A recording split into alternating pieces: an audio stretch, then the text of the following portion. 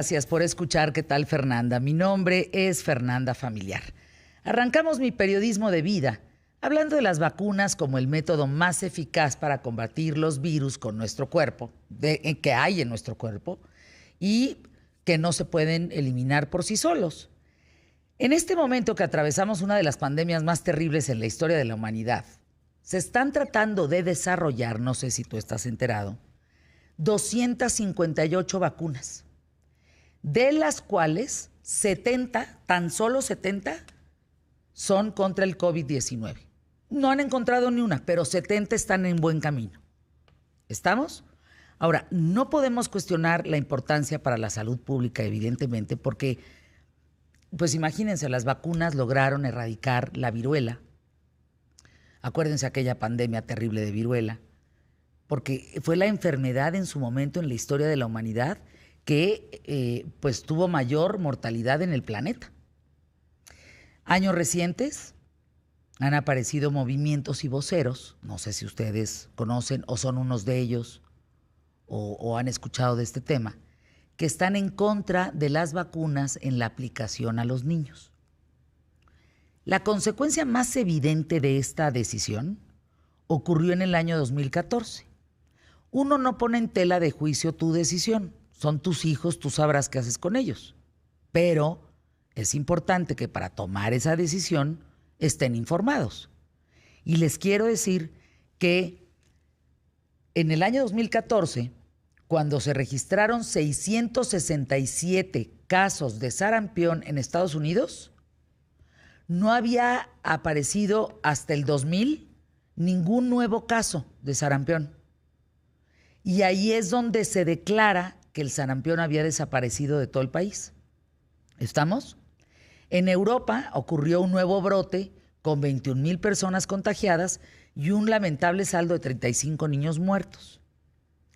Recordemos que en el año 2000 se presentó la vacuna antineumocócica, que a partir de entonces se redujeron 99% las enfermedades potencialmente mortales relacionadas con esta bacteria o, por ejemplo, con la meningitis y la neumonía.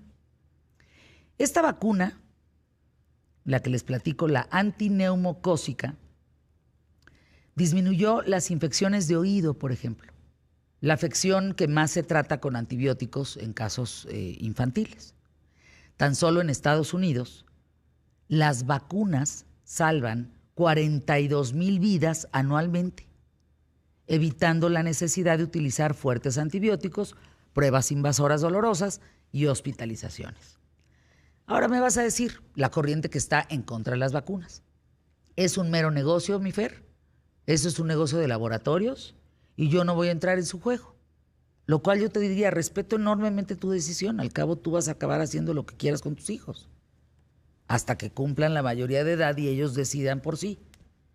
Pero si tienes una moneda en donde tú vas a aventar un volado, 50% sarampión, 50% no, sin una vacuna, ahí sí yo te cuestionaría y te diría, a ver, piénsalo bien. Porque si tú le pones la vacuna, el volado lo vas a ganar seguro. Pero si no se la pones, tienes 50% para perderlo. Te cuestiono, ¿cómo están las defensas de tu hijo? No, Fer, pues come bien. Ah, bueno, ok, entonces ¿puede afrontar un bicho de esta naturaleza? Pues sí, yo creo que sí. Ah, yo creo que sí. Y si no, y ahí te arrancas. Entiendo que cada quien sus decisiones, pero es importante que para que esas decisiones sean, digamos, precisas, pues, que haya un porcentaje de no equivocación, pues tiene que haber información. ¿Qué tanto sabes de las vacunas? Sería la primera pregunta. Porque hay personas que se niegan a usarlas. Fíjense, el primer argumento es de las personas que dicen no a las vacunas, es que al vacunarse existe un alto riesgo de enfermar gravemente, porque están introduciendo en su cuerpo el virus determinado. Es verdad, esto es cierto, esa corriente, ese pensamiento es cierto, porque la vacuna está compuesta por la bacteria o el virus responsable de la enfermedad, pero es una versión debilitada. Tú te pones la vacuna de la influenza y lleva el bicho, el virus, pero débil o casi muerta del organismo.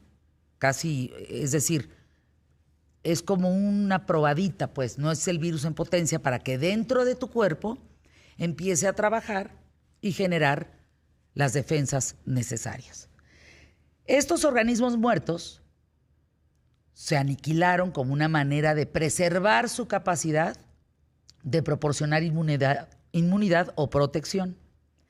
En otros casos, se usa una toxina inactiva que está compuesta por la bacteria o una parte de la bacteria o del virus.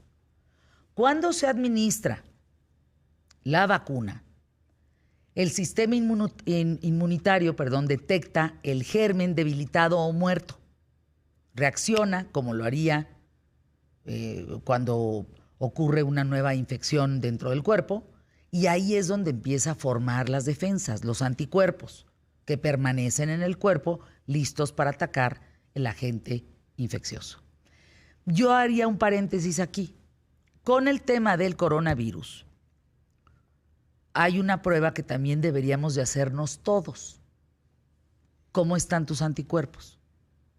Porque esa prueba te va a decir si lo tuviste y fuiste asintomático y ya estás bien, ya se te quitó, o tus anticuerpos cómo están porque lo tienes. O si sales perfectamente bien, no corres ningún riesgo de contagiar absolutamente a nadie. Y difícilmente te van a contagiar a ti. Pero no sabemos cómo están nuestros anticuerpos. Continúo. En palabras simples, imaginemos que se trata de un simulacro de un terremoto, pues, que nos prepara para cuando ocurra uno de verdad, salvando más vidas que cuando no sabemos qué hacer. De la misma manera, digamos que la vacuna engaña al cuerpo, pues, ¿no? Para que piense que está siendo atacado, el sistema inmunológico crea armas para proporcionar una defensa efectiva, como si fuera una infección real. No lo es, pero entonces cuando llegue la real, ya no se vuelva una amenaza. El informe de America's Biopharmaceutical Company señala que de las 258 vacunas que yo les estoy platicando que están en desarrollo en este momento en el mundo, 100 de ellas están destinadas al área de oncología. Esto es una gran noticia, ¿eh? Oncología, 100 de ellas. 125 contra enfermedades infecciosas, incluido el VIH. 14 para alergias y 2 para el Alzheimer. La inversión a desarrollar, no, bueno, pues una vacuna depende mucho del tipo de enfermedad y el tiempo. Pero el gobierno español, por ejemplo, ha destinado 30 millones de euros para la vacuna contra el COVID-19. El laboratorio Glaxo en Estados Unidos lleva 250 millones invertidos de dólares, mientras que el gobierno federal pues, destina en Estados Unidos $1 billón para la misma investigación. Yo te pregunto, ¿tú confías en las vacunas? ¿Cuántas vacunas te has aplicado en total? ¿Cuál es la reciente vacuna que te aplicaste?